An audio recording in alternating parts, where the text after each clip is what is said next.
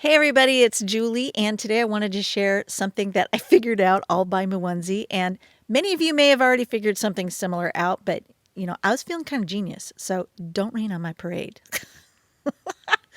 I had seen this set of letterpress note cards, and I went nuts over them. And the minute I saw them, I knew I could recreate the look using the classic block alphabet dies and some pattern paper that I've been hoarding. And yes, I hoard my pattern papers, but look how cool that is and the dimension that it gives. It just looks like those patterns and colors have been embedded down into the front of the note card.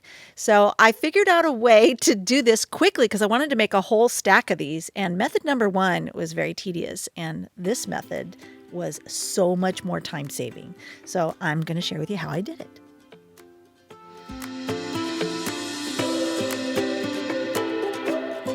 So I'm not even going to share with you how I did it the first way because it was painful. Now this way is so much better. So you want to take a cover plate die. This is the Constellation cover plate die. You can use a large rectangle die. Any cover plate will work because it's going to cut 4¼ by 5½ inch, at least in the US. Those are the measurement standards for an A2 card front. So anyway, I'm going to run that through my Gemini Junior, and I'm going to end up with this nice 4¼ by 5½ inch die cut opening. You could use a straight edge and an X-Acto knife, but this is so much faster and easier. And I'm going to take out that Constellation panel, and it's gorgeous, but don't be distracted. This is not being used in today's project, so I'm just going to set that aside for future use. So now I'm going to take a straight edge ruler and a Sharpie marker, and I'm going to mark off the midsection or the midpoint in this opening, and I'm going to create some crosshairs. Now you don't have to do this, but I find that it really helps me when I'm trying to eyeball things to have some sort of a crosshairs that's guiding me, and then I'll be ready. I think this will last for quite a while, so at least I'm hoping it will before I have to make it all over again. Now I'm going to take some press and seal. I did take a quarter sheet of solar white, and I'm working on Neenah 110 pound, just so you know. I'm going to smooth out this press and seal. This is that great stuff invented by Jennifer McGuire's hubby, and oh, bless his heart. Who knew we'd be using these kitchen products in the craft room, right?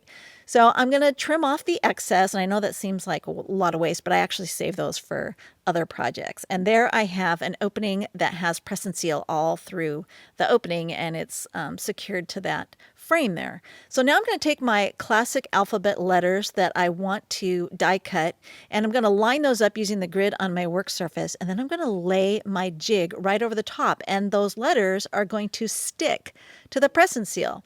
But press and seal, sometimes I have issues with it transferring the adhesive, the sticky stuff, to my project surface when I run it through my die cutting machine. So, especially if I'm working with heavier weight cardstock.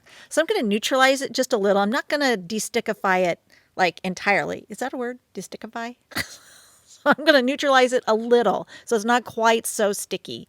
So it has a low tack.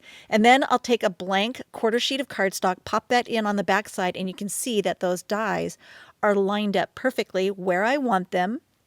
And then I'm going to send that through my die cutting machine. And then when I pop this out, I'll have the letters in a perfect knockout pattern there on my panel. And I'll set that aside, but I'm going to repeat this over and over and over again. So I'm going to carefully pull this out, and it does get easier with subsequent panels that you send through the machine because it continues to reduce the amount of tack on that press and seal. Now I used some washi tape to eject those letters, but the A was very stubborn. So I just used a needle tool and pushed through the ejection holes there and slid underneath there and got that. Now the letter A has that little centerpiece, and I don't want to lose that, so I can recreate this whole letterpress look. So I saved those on a piece of chipboard that has press and seal wrapped around it so I don't lose it. And then I'm just going to repeat everything over and over and over again. And this goes very quickly. Now I'd already cut with a paper trimmer some pattern paper that I really loved that I'd been hanging on to for forever.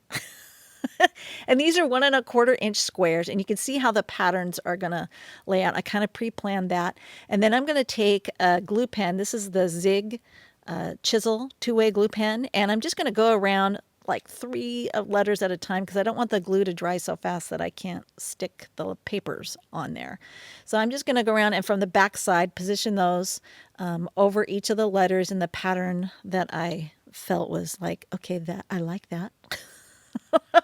And then when I get that all done, I'm going to burnish that down using the end of my bone folder. So I'm just going to make sure everything is tightly glued to the front side there. And then to finish this off, because the letter A has that little opening there in the middle, I'm just going to use the Quickie glue pen because it's got that tiny ballpoint nib and it can get into tight spots there. And there you can see all my little A's that I saved, right?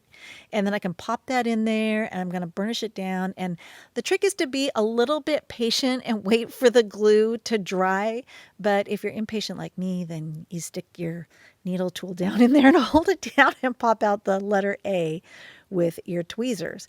Put some adhesive on the back side of this. I didn't pop it up. I just kept it flush to the card front and then gave it a back rub there to make sure it was glued down nice and firmly. And there you go. You got a whole set of these note cards lickety split.